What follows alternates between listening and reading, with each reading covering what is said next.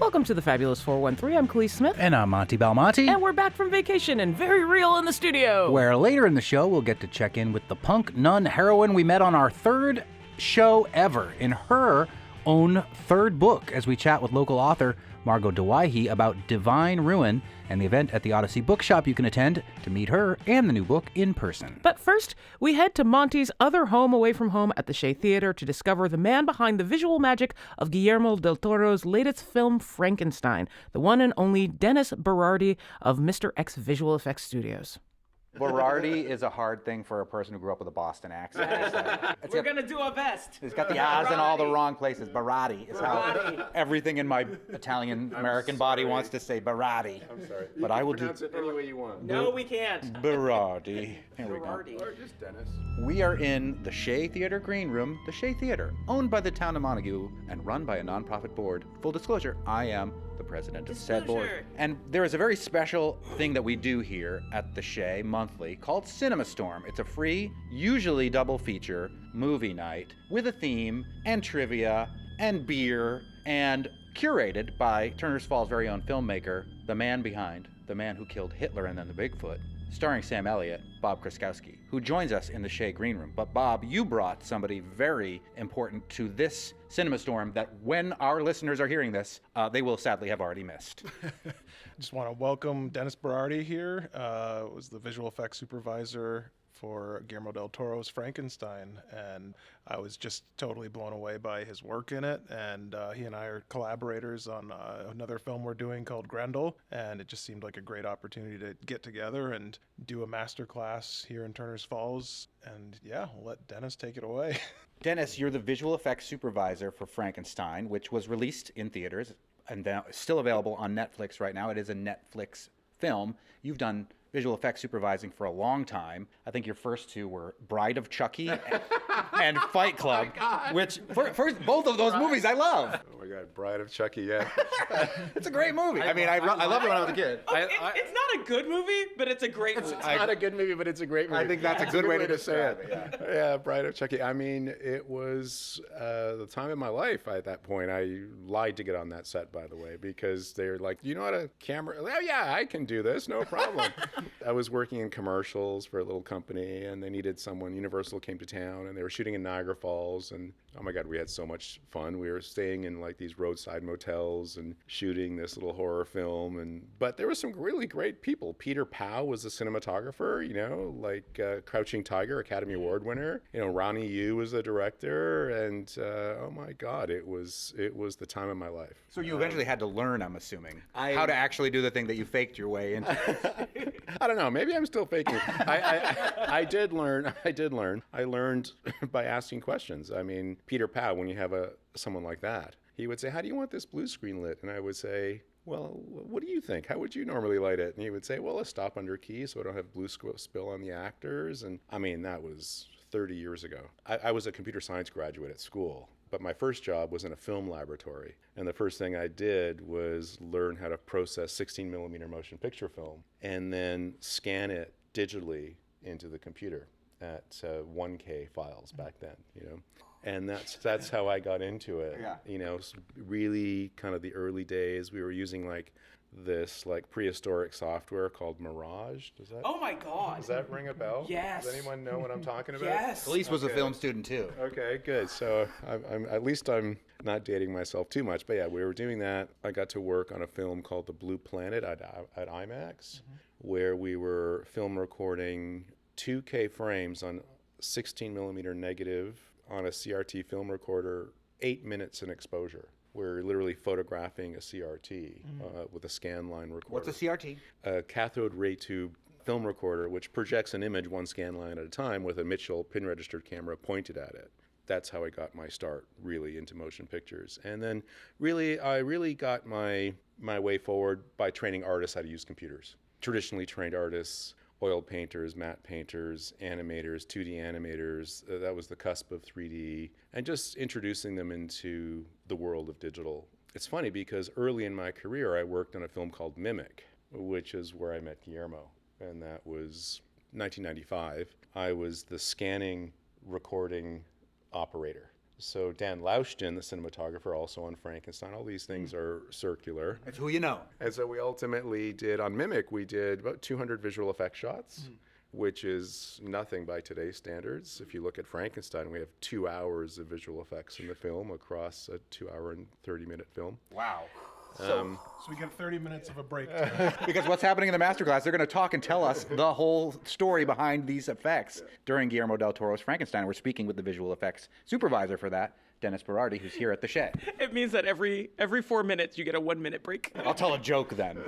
We can do Mystery Science Theater for those bits. I love that. But Dennis, you did mention that that's where you met Guillermo. You know, Guillermo del Toro is as famous for being a storyteller as he is for putting on screen these glorious pieces of wonderment. And it's not lost on me that ILM, Industrial Light and Magic, is the name of that visual effects company, because magic is what you want a film to do. And your job is for us not to see the sleight of hand.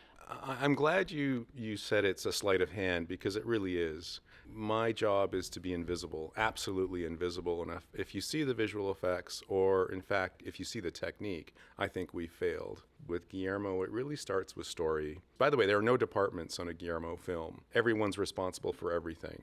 Craft services, who's making the bacon? It's not wrong what you said of craft service. There's a problem with craft, it's all our fault. It is, because he wants to have a team. And the idea with him is that he briefs us all early and often, and cinematography bleeds into visual effects bleeds into production design bleeds into props, stunts and practical special effects and visual effects are hand in hand, hair, makeup, wardrobe, we're all together. And he'll, like, down to the point where, I can't speak to Kate today, the costume designer, can you just tell her that I need the tail of the dress to be a little bit, there's no departments. Yeah.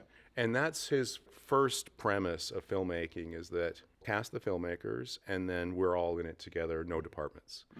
And that's been the case from Crimson Peak, Shape of Water, Nightmare Alley, and Frankenstein, and then the television series I did with him, 4 years of The Strain, which was really hard. And the thing you have to know about Guillermo is that he doesn't just direct the movies, he kind of births them. And he was made to make Frankenstein, and he maybe have heard him say this. I'm not sure if you've heard some of his commentary on the filmmaking process on Frankenstein, about how an artist or a director or a songwriter is kind of born to really make 1 or 2 projects in their lives. The rest is kind of work. He was born to make this one. When he watched Boris Karloff portraying the monster, he was 11 years old, and it became his religion. For 40 years, he's been wanting to make Frankenstein. When we were making The Shape of Water 10 years ago now, we were talking about Frankenstein, and he wasn't ready to make it. He hadn't had the screenplay together, and ideas still percolating, and he wanted to interpret Mary Shelley's work in an original way. He talks about when an artist takes over or does something, it should be theirs. Like when Johnny Cash sings Hurt, that's Johnny Cash's Hurt. That's not Trent Reznor anymore. And so he wanted to really interpret Mary Shelley's work in a new and interesting, in a way that was his. And he has done that. And if you have read the original work, there's no Harlander character, meaning there's no benefactor, arms dealer guy who kind of supports. Yeah, the Christoph Waltz character. The Christoph Waltz, that doesn't exist. The brother doesn't even exist in a material way. The brother is dead by the time he's 5 years old. Killed by the monster in the book. And so he really created his own screenplay. It took him 10 years to write the screenplay. And as a filmmaker, you can appreciate how long it takes to develop a screenplay. And then he brought it to us, you know, kind of like probably a year after we did The Shape of Water. We were doing Nightmare Alley at the time, and he's like, okay, I'm going to do Frankenstein. And I was blown away when I first read it. I mean, I just was like, first of all, I was intimidated because it was so huge. When I first read the screenplay, it was 145 pages. How many's Grendelbaum? 93. For context. And you estimate that you're getting at least a minute per page. Yeah. So, yeah, that's hefty. It was hefty. And then I got the next draft of the screenplay. It was like 155 pages. We're going the wrong way. I was like, what's happening here? It's like, no, I'm just adding stuff, and then I'm going to take it away later. I mean, his process is exciting. It's interesting. It's challenging as a filmmaker. I mean, what we did on Frankenstein is, for example, the wolf sequence. He turned over the wolf sequence editorially to me 3 days after we shot it. And then I had a year to do it. but he kept writing around it and changing it and like finding it a little bit. But that exploratory process with him is fascinating. You know what I mean? Yeah. We're talking about Guillermo del Toro's Frankenstein, which we're doing a special showing of here at the Shea Theater in Turners Falls as part of our Cinema Storm series, where with the visual effects supervisor for that, Dennis Berardi, and Bob Kraskowski, who will be working with Dennis on the upcoming film Grendel, which we'll get to in a little bit. I have so many technical questions. You're going to ask all the fun culture questions. I'm going to be like, show me how this thing works. But you talked about how difficult the TV aspect was in working on that. Can you talk about the differences in difficulty between a high saturation VFX TV show and film? Having worked on things like Vikings, The Boys, Welcome to Derry. Oh, that's And- next on my to-watch list. Yeah, I recommend it highly. And Andy Muschietti, showrunner, protege of Guillermo del Toro. And then having done 4 seasons of The Strain with Guillermo, the issue is that you've got an A-list level of creative deliverable on a television schedule. So like typically on a feature film, we'll normally have about a year of post-production. On The Strain, I had 14 weeks, and I had to make Guillermo happy in 14 weeks. And he's great. I love him to death. He's such an artist, but it's like, is this what it's going to be? I'm like, well, we're airing tomorrow. He's like, well, and we're on version 75. He's like, okay. I keep quoting Tina Fey on this let it one. go. Saturday Night Live, the sketch is not going to air tonight because it is done. The sketch is going to air tonight because it is 11:30. That's exactly right. Yeah, and we have a lot of that on our show too, because it's like, hey, show starts at 3:06. We gotta have something ready. Okay, look, it's done, and here it is, and I'm not proud. I'll fix it in post. Yeah. Everybody who's listening to the podcast gets a much cleaner version of what happened. That's right. I was reading about the creation of Frankenstein and seeing some of the visual effects that you supervised to make happen here. But you'll see an actor, Victor Frankenstein, climbing a tower. He's trying to put the antenna up there, and there's virtually nothing. Everything else gets layered on top of it. Are you there when Guillermo is filming that? And does he look to you and say, can you make that look the way I want it to look? Or are you just having to work with whatever he gives you? No, there's no not being there. We're there, and we're there. In fact, I think I was hired before the cinematographer, and so we were developing how we were going to do this a year before we filmed it. In the sequence you're talking about, the creation sequence, where Victor climbs up to the top of the tower and places the collector rods because the storm is coming. My philosophy with visual effects is to always make it feel like it could have been done in camera photographically. And so we always try and get something as much as possible in camera. I want to be restrained in the CG approach.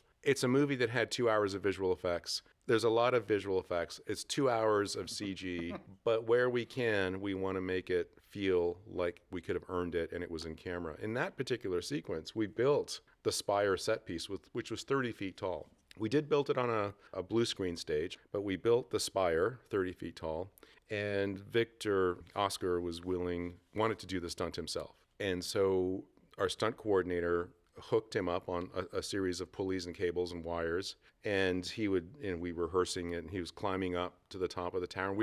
And Guillermo was like, how much wind can we do? How much rain can we do? And Victor's like, well, can we just ease into it? Oscar's like, can we just ease into it, Oscar Isaac? And by the time we were shooting it, we're hitting him with gale force winds with winter fans and rain that was going sideways.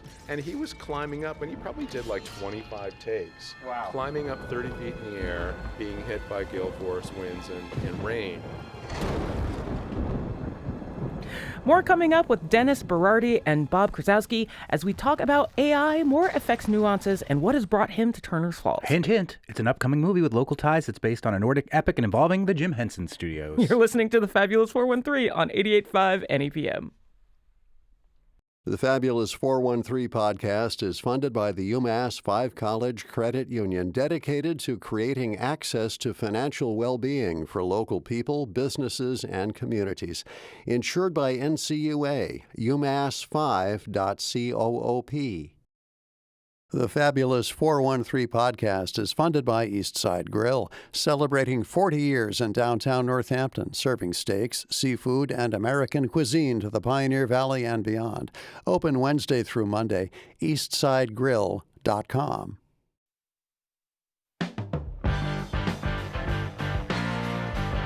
Welcome back to the Fabulous 413. More with Turners Falls-based filmmaker Bob Kraskowski and the visual effects supervisor he'll be working with on his next movie, Dennis Berardi, who just last week was visiting the Shea Theater to talk about his most recent visual effects creation, Guillermo del Toro's Frankenstein. VFX software is constantly shifting because software itself is constantly shifting. But what is the worst program you've had to work with where we can see your work? That's a really good question. And it's actually on the exact same sequence we're talking about. Oh, really? We built that whole world that Victor climbs up on at Spire, the world around him, which was based on a real location in Scotland called Seacliff, which we did long-range LiDAR scanning and drone photogrammetry surveys of it. And we put it into Unreal Engine. Oh, no! Which is the worst piece of you ever want to work with. I mean, it's great if you want to visualize things quickly, or if you're making a video game. It does harness the power of the GPU, and you can get real-time rendering and get quick results. But most of your results are bad because it looks like a video game. But we did manage to get a result, and then we did take the Unreal Engine work, and I had the whole world in my iPad so I can show Guillermo, and he could like look at it and pick shots and put cameras around. And we did that with the ship as well, in the ship on the ice. But Unreal Engine is the best software and the worst software. It's like the thing you just said. Like, what is it? What did you say? It's good, but it's not good. It's not good, but it's great. It's not good, but it's great. It's like the worst, best software that you can use is Unreal Engine. This film is a no AI movie. Can you talk about that a little bit and how important that was to the production? From the beginning, Guillermo said, listen, I want this film to feel handmade. There's going to be a lot of visual effects for sure, but Kate Hawley's wardrobe was all handmade. Tamara Deverell's sets were designed and all handmade. The stunts, we did as many practical stunts as we could in camera. The lighting was this period single source, key source lighting that was designed to feel authentically period. And the visual effects needed to feel handmade as well. And we decided, and with Guillermo, not to do any AI on this film at all. I mean, zero. It's all handmade. And the one thing I don't like about where we got to with the nomenclature of our art form, CGI, computer-generated images, no, it's not. It's artists using a tool to generate the images. Our images are handmade, every bit as handmade as the costume designer. Guillermo really respects that. He gets right into it with us. He's very technical that way, and he's an animator at heart. So we had a zero AI rule, and I think it shows. I'm not saying it's not going to be right for certain genres or certain types of films, but it wasn't right for this film. A period film, a creation story, a story of forgiveness. A story of whether what we're creating right now is alive in and of itself. It's ironic you didn't use AI because we're having the same discussions about AI morally as you would when you read Frankenstein the first time. It feels like it's a timely story all over again, right? It's never not been a timely story because the questions of creation and what life that creation has outside of the creator has always been a question for those who create. What did you think about the creator asking for forgiveness at the end? I mean, that was one of the big themes for Guillermo. Yeah, it struck me. It was totally a surprise, and I never saw it coming, and I just thought it was beautiful and very human. It's a monster, his creation, essentially accepting his apology. He chased him across the world to get this closure, and the closure is just somebody saying, I'm sorry. There's a huge lesson there. Yeah. I wasn't expecting to shed tears at the end of Frankenstein, I'll tell you that much, but I did. Honestly, it's the closure I wanted from the novel that I never got. Did you guys catch the color themes? And Guillermo's sort of color coding of the film and his thematic coding of the film, which became a great guide for us as visual artists, was red is the blood of the mother's death. Right. And the dress and all that stuff. And the dress. And the statue. And the remember the nightmarish scene of the angel statue. But that's Victor's quest to always earn back the love of his mother. Sure. So Victor is always red. and his gloves, and he's always red. And Harlander, who's, the Christoph Waltz character, the arms dealer who finances Victor's project for his own means, which you find out later on, is a harbinger of death. That's why he comes with ravens. He comes with desaturation. He comes with life sucked out of it. No reds. It's cools and desaturated. Did the frozen battlefield where they harvest the bodies? It's really desaturated and cool and devoid of sunlight and devoid of warmth. And Elizabeth, the innocent, naturalistic colors. Her dress literally has prints of insects on it, and greens and browns and yellows and naturalistic colors. The love of nature. And the creature himself starts out as bluey because he's harvested from death. His body parts are literally from the most ugly parts of humanity where men are killing each other. And these body parts are literally put together. And when you first see him, he is very desaturated, but got a bit of a bluey tone, that kind of like death warmed over tone. And then as he becomes more human, and as he progresses from that initial creation into his fully actualized self, what does he do at the end? He's walking into the warmth of the sunlight at the end of the movie. Those are some of the themes, the color coding of the film. And it became a real guide for us, We are with Dennis Berardi, who is the visual effects supervisor for Guillermo del Toro's Frankenstein, which, now that we've had this masterclass with you down here and we're going to experience that at the Shea upstairs and watch the movie with you, we hope you get an Oscar.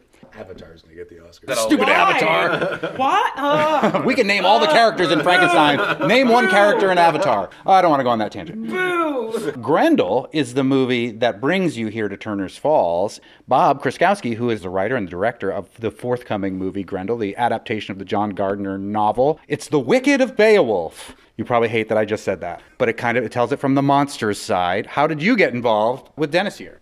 Dennis, how did you were one of the first people that kind of put yourself in front of Grendel, and I don't really remember how We crossed paths around The Shape of Water time, wasn't it? It must have been. Yeah, it was. yeah, It was yeah. right after Hitler Bigfoot finished. We started talking to each other, Yeah. and I told you that we were going to try to do this. It was kind of during COVID. You reached out, and I was inspired by your script. I was blown away by it because I hadn't read the John Gardner novel, and you educated me on that. Although I was familiar with the Beowulf story, but when I read your screenplay and saw some of your initial sketches of what the creature could look like, and we started talking about, let's start to design something. Yeah. And some of our art department team got involved with Jordan and whatnot, and it just became, it's a tour de force. You've written something that's very special, and I just can't wait to get started on it. Yeah, we just had Joel Gardner, John Gardner's son, just came to Turner's Falls for me to meet him for the first time. And we talked just a lot about fathers and sons and kind of the moral purpose of the book. And that's something Jeff Bridges talks a lot about. Kind of like, Jeff Bridges, who will voice Grendel. Yeah, it was nice to hear him after all our discussions. He just said my dad would be proud of this, and that felt really, really good, because that's the question. That person that wrote that has lived so gigantic in my mind the whole time, and you're just trying to live up to the really high standard of the writing. So I saw myself very much as like, just make it cinematic. Don't try to write on top of him. Those words are so fantastic, but yet you're adapting a book for cinema. Just distill it and find all of the things that were philosophically important, mine them out, and then make it kinetic. When I first read the screenplay and then I went back to read the book, I don't know how you did it, but you captured the themes really well and then made it sort of I think what's going to be a great cinematic experience for an audience. And then the visual component of it, I think, is going to be so important, and I think we're on the same page where we're not going to be all CG all the time. We're going to earn it photographically. We're going to try and make sure that within the story, the audience's suspension of disbelief is going to be never broken. We're just going to be in the story immersively, and that's the goal, right? Yeah, totally. It was a wonderful surprise to meet with Brian Henson and his producing partner, Vince Reza, and just kind of very generally discussed this project. In the middle of that meeting, Brian Henson looked at his partner and goes, "This sounds like something I would want to produce." And it was just a really exciting thing to come back to you and tell you, I think we're going to make this with the Henson Company, and then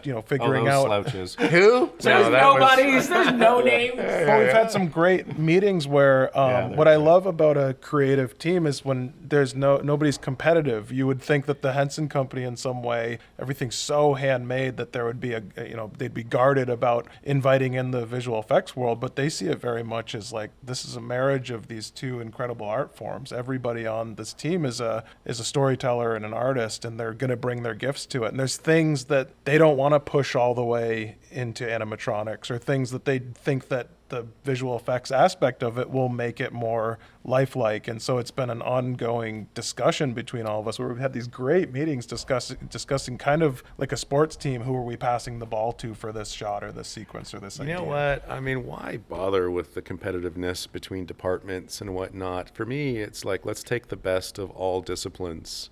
Let's mash it up. And let's just harvest what we can out of every moment. Is this a digital moment? Is this an in-camera moment, an animatronic moment? And for me, the moment we start to be specifically committed to a certain technique, I think we're screwed. Mm-hmm. Because I think we need to keep our minds open. We need to, you know what? This close-up with these eyes, and we're tight, and it's maybe a shallower depth of field shot. Let's just do it with the puppet. Mm-hmm. It's going to be great. Yeah. And by the way, like, I'm the visual effects supervisor that doesn't want anyone to see the visual effects. I don't want anyone to see the visual effects. I want you to feel the emotion of the moment. If you see that it's digital, it's going to break the illusion, and it's going to feel synthetic. Yeah. We've all seen bad visual effects movies and bad CGI, right? Yeah. That's my worst nightmare. That's why I wanted to name my company Mr. X in the first place, is to be in the shadows, never seen, present but never seen. Yeah. And I think we can do that with Grendel. I think we have a fighting chance to make it just sublimely, like, how did they do that? Well, Dennis Berardi, visual effects supervisor for Frankenstein and several other Guillermo del Toro films and many other films, including Bride of Chucky. And TV shows. And Bob Kraskowski, writer, director of the forthcoming Grendel. Thanks for chatting with us. Up next, we delve into the habits of a budding PI in the Crescent City with the queer nun heroine of Divine Ruin, a new sister holiday mystery from Northampton author Margot Dewaihe, and we'll let you know how you can meet her and the new book on January 13th. You're listening to The Fabulous 413 on 88.5 NEPM. The Fabulous 413 podcast is funded by Dean's Beans Organic Coffee, a locally based, worker-owned company committed to social and environmental responsibility, roasting fair trade, organic, shade-grown coffee since 1993. DeansBeans.com. The Fabulous 413 podcast is funded by Northeast Solar in Hatfield, dedicated to custom solar installations, electric vehicle charging solutions, and reliable long-term system support. Northeast-solar.com.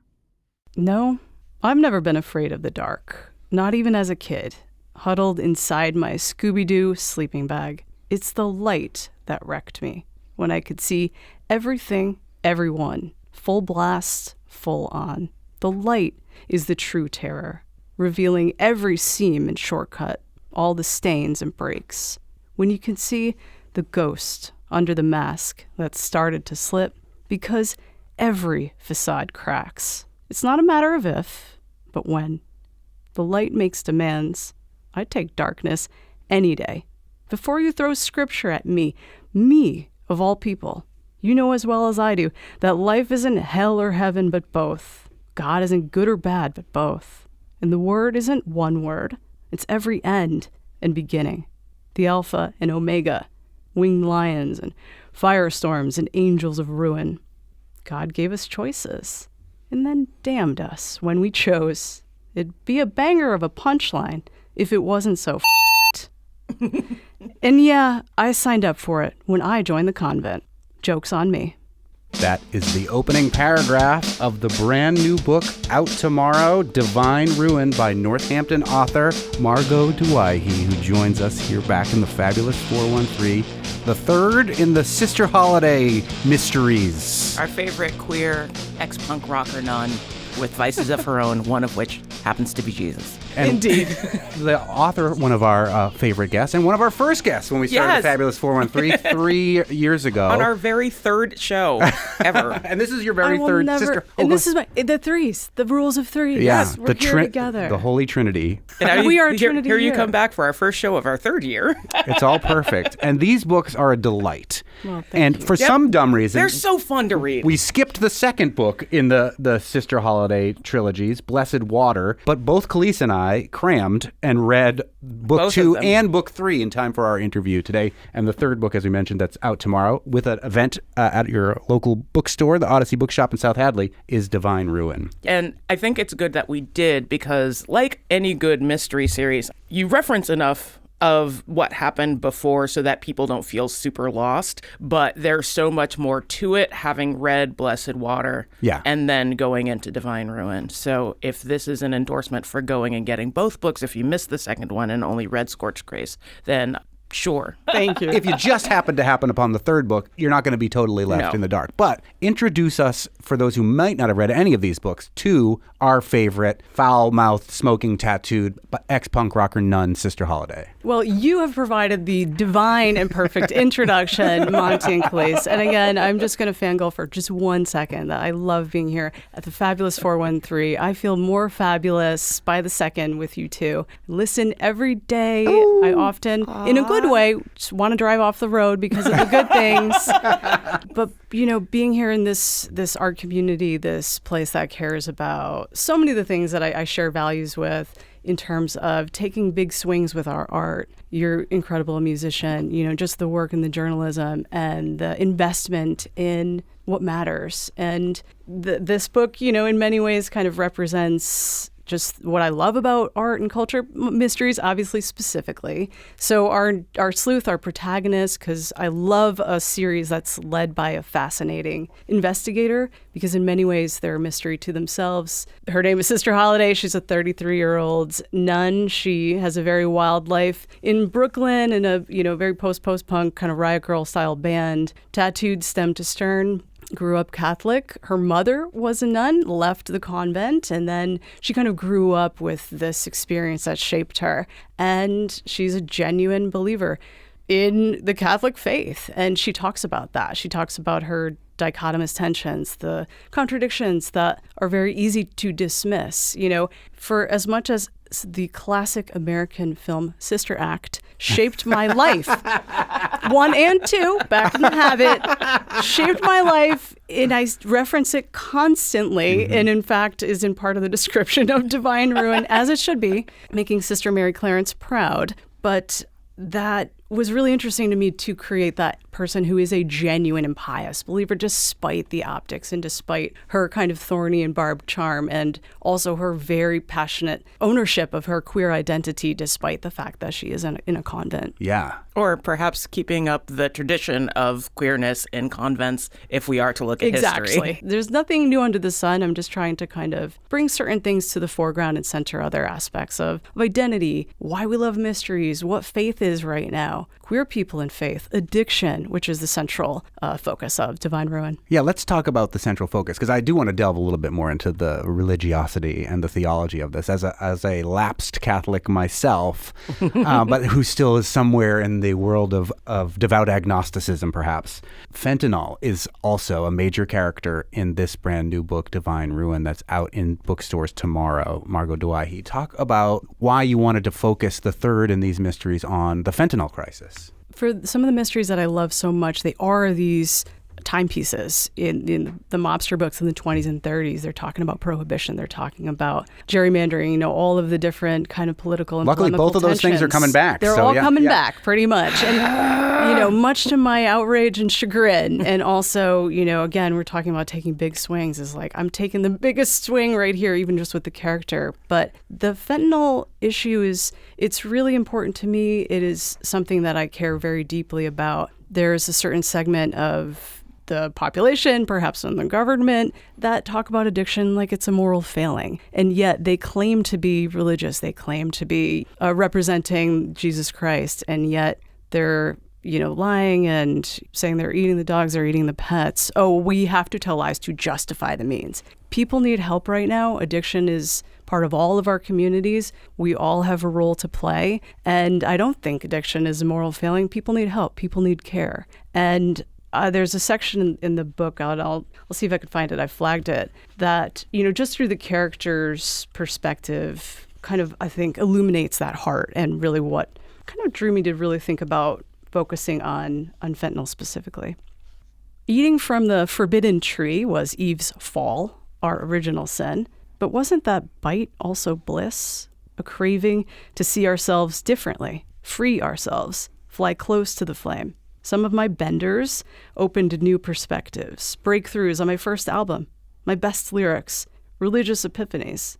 Many others just ended in blackouts, and Fleur's ended hers. It wasn't a misfire, addiction, but a feature of us. The Bible says we're minted in God's own image.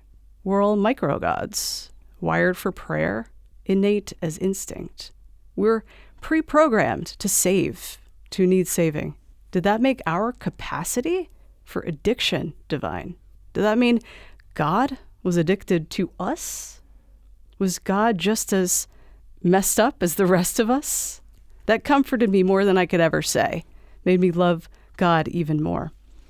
There's an interesting parallel there, too, with the way that Holliday's addiction shows up in each of these books as she simultaneously gets closer to actually taking her vows as a nun. And I thought that was really interesting, too. Like, she stands pretty strong in Scorched Grace, but, like, in Blessed Water, we see her drink. And in this one, we see her do more. And, like, all of that happens as she's getting closer and closer to closing that gap between her and God. And she's always smoking, too. The smoking is never going away. And she's pictured smoking on all three of the book covers. Yeah. But, like, I thought that was a neat nuance to take in each book, where it's just sort of like she's getting further and further into the things she's trying to distance herself from at the same time. Margot Douai has just handed us a gorgeous sticker of Sister Holliday smoking with the bedazzled border around it that's going right up on my desk with my other awesome rock and roll stickers from great bands who've come by for Live Music Friday, etc.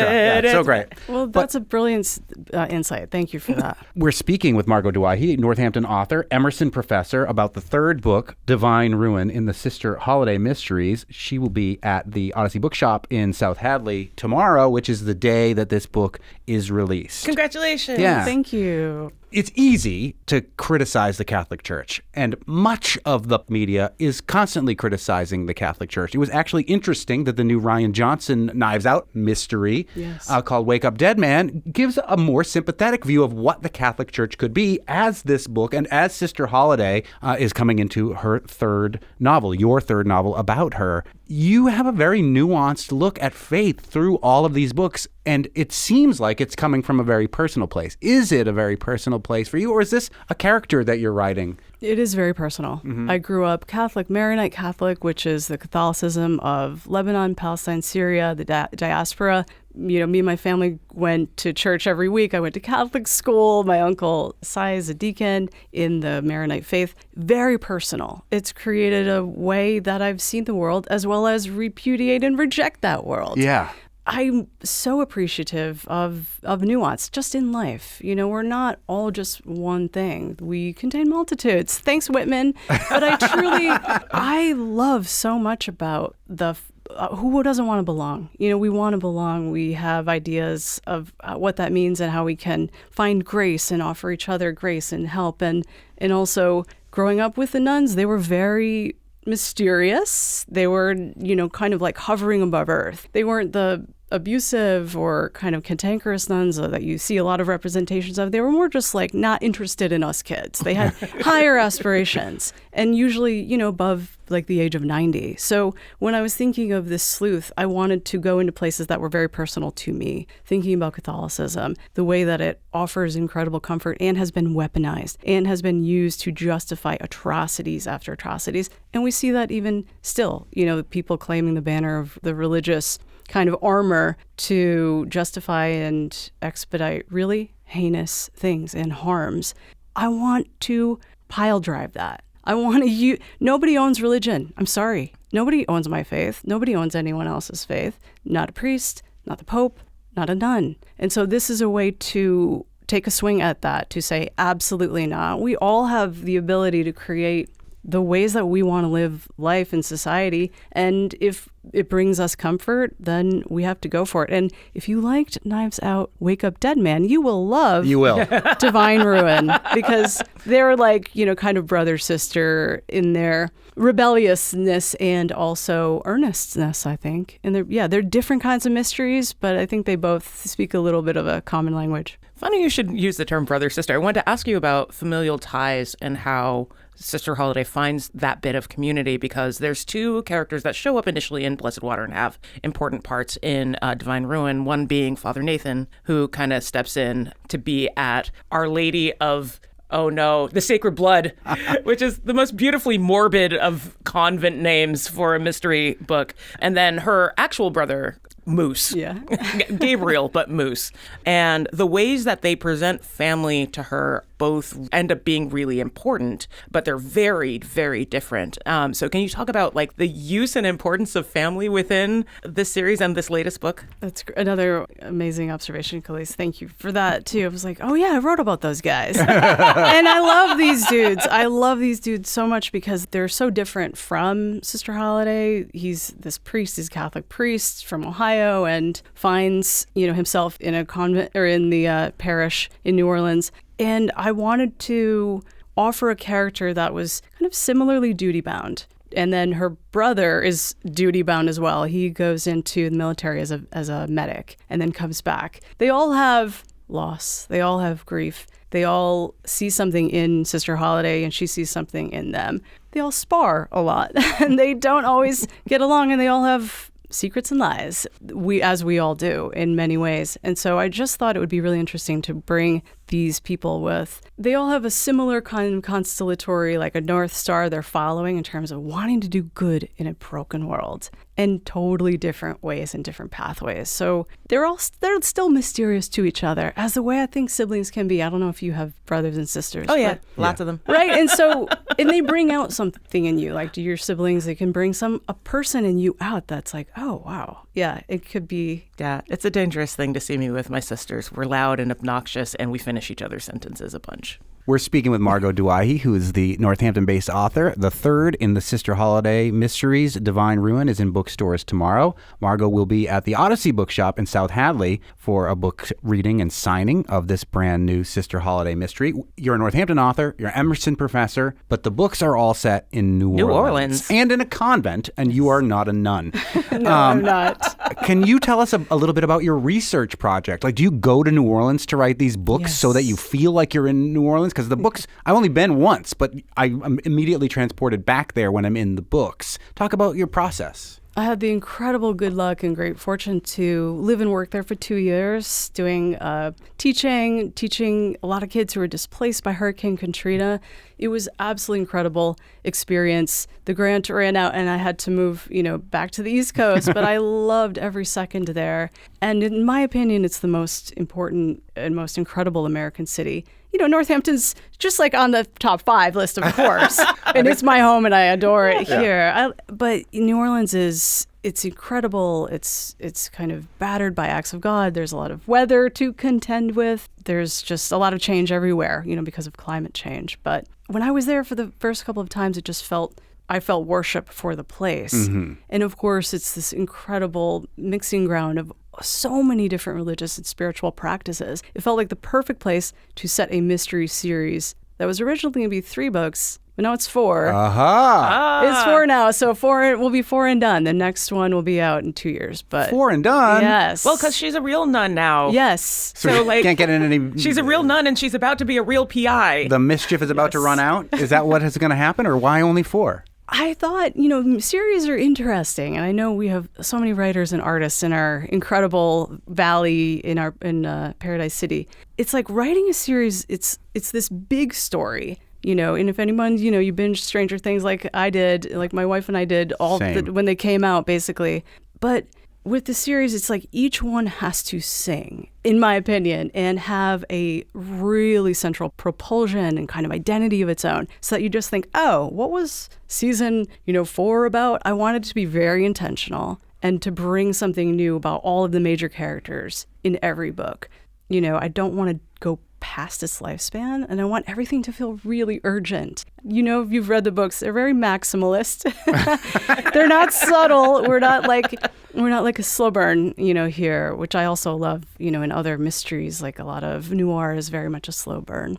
But so with New Orleans, with the kind of tensions and all of the different aspects of her character, I thought 4, that's going to be it. But each one, I just want to have its own color palette, its own unique symbols and dream life and story and understory. So, you know, it's like nothing's wasted, and that those 4 are going to be it. Having said that, no, I'm just kidding. Conformity Gate. Yes. 5 of the Sister Holidays. Well, like, I feel like it would have like an entirely different timbre because like these 4 they're teaching books. Like, she's learning how to do this and how to navigate these things, and she's not good at it. Yeah. No, she's not. She's not good at it. Bad choices. So there's got to be a point where that shifts, right? Where she gets far enough in her hours that it starts becoming a little bit more second nature, a little bit more natural for her. And that's going to change how those books would work. And like the first 2/3 of any mystery novel is all the mistakes that they make to get to the solution. Exactly. And the red herrings that we deviously plant to throw you off. The sleight of hand is so much fun to write.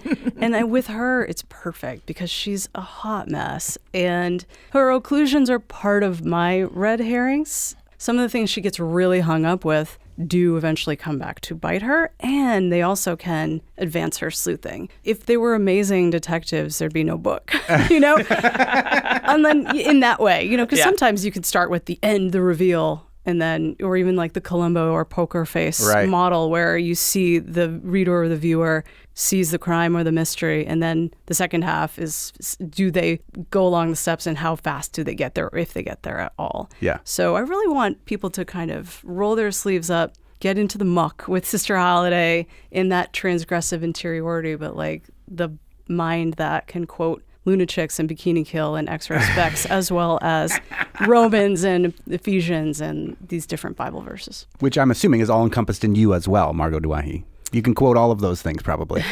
Actually, you know, I'm not unreligious, but I'm not as practicing Catholic as I used to be. Mm-hmm. And, you know, part of that is because of the kind of way that I've been not invited in to it. And, you know, there's still, as much as, you know, certain people can claim, you know, advancement and whatnot.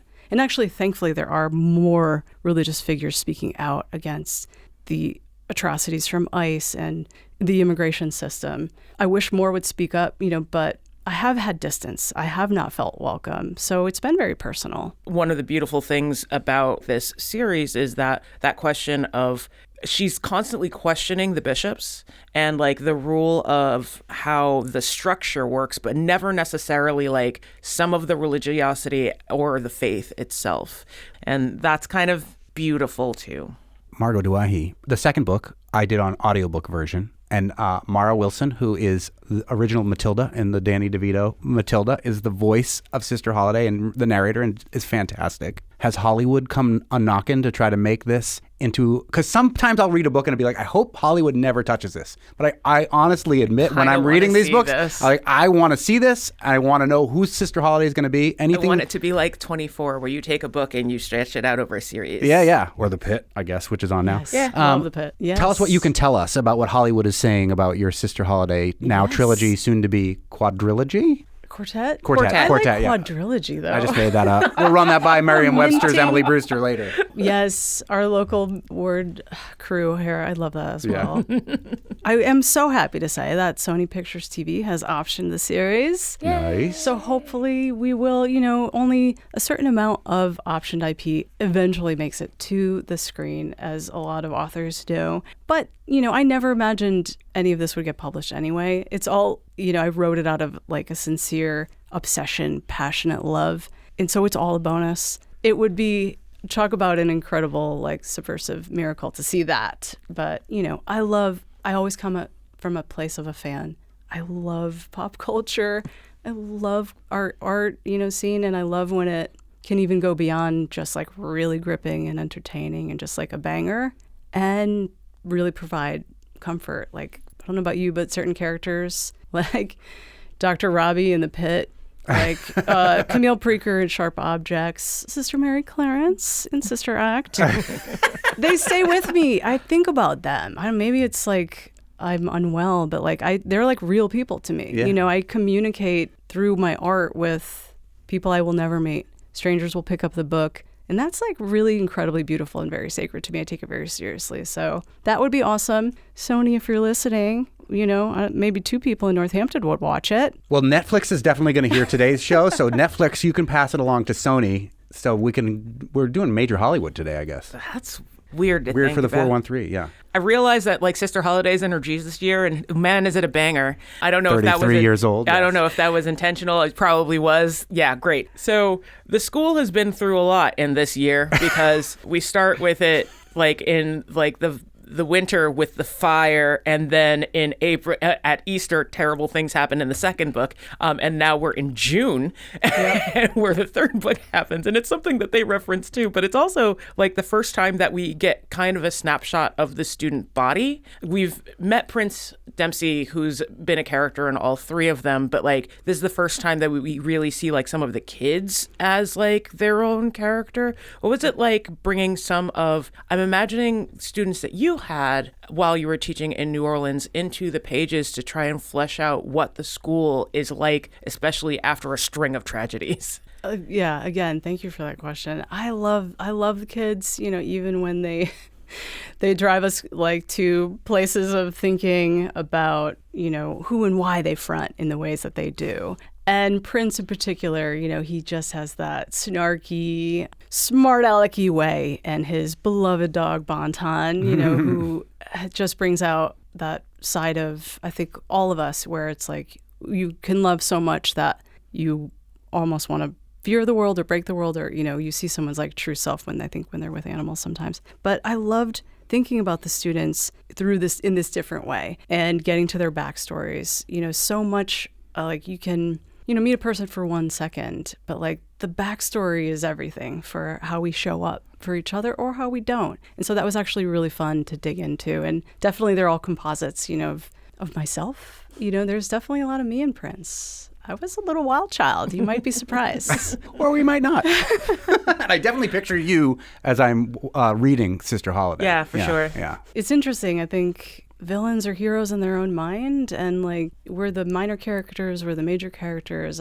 But I'm constantly thinking like, what would Sister Holiday do right now? What would Father Nathan do? What would, you know, Reveau do, or Sister Laurel? And it's fun to think through the choice points of like what and why people need what they need and when. And that gives me a lot of empathy. And then also, like, some people should know better. You know?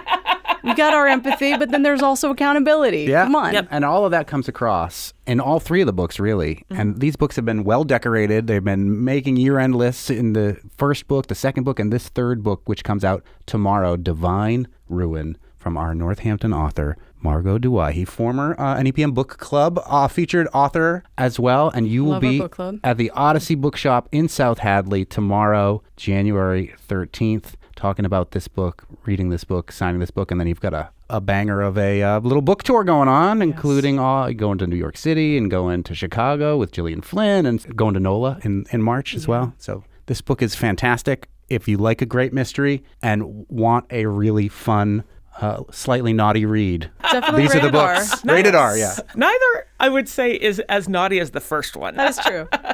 This is not a cozy, everyone. No. And I truly love everything. I love all of the categories of mystery. Love cozy, but this is definitely not. It is more noir inflected whodunit with that PI hard-boiled swagger that I loved so much, you know, reading, growing up and watching. I like high style. I like aesthetics. I like the contrast, the mean streets. That's really fun to play with. The cigarette, you know, the vice. And instead of the fedora, she's got her habit, you know, so those are really fun. And may I just make one plug, because this book is really centering addiction and the cascade of downstream effects of it. I'm really happy I'm doing a Narcan training at Bombyx Center Oh, wow. in February. I recommend, folks look it up. I believe it's free. And I think, the more people, we all have roles to play in keeping our community safe and cared for. And that's just one small thing that we can do, is just know where Narcan is, know how to use it.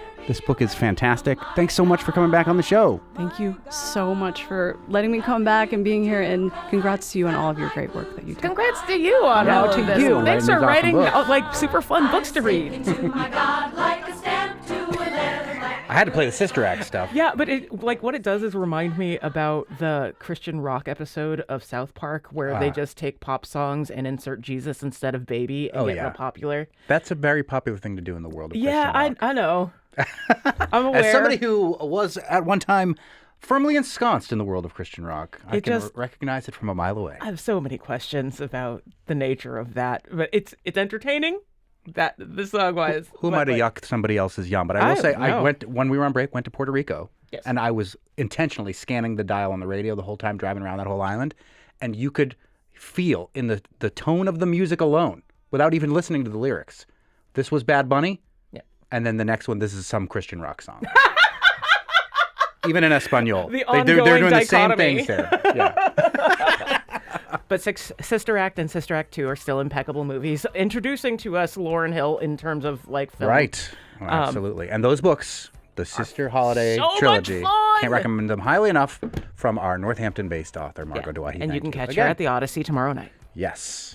On the next Fabulous 413, we'll chat with the Springfield Symphony Orchestra about their upcoming show in honor of MLK Jr. Day. That brings the Sounds of Soul to their stage for the program Let's Groove tonight. And we'll see a new farm blooming in Granby as we meet Lyle and Ryan Williams of Bramble and Bloom and learn how your winter could be filled with local tulips. Plus, Mr. Universe Salman Hamid talks about a recently lost figure that loomed historically large in our conversations about aliens and about the brand new Apple Plus TV show Pluribus and the aliens we see or don't see on that particular show.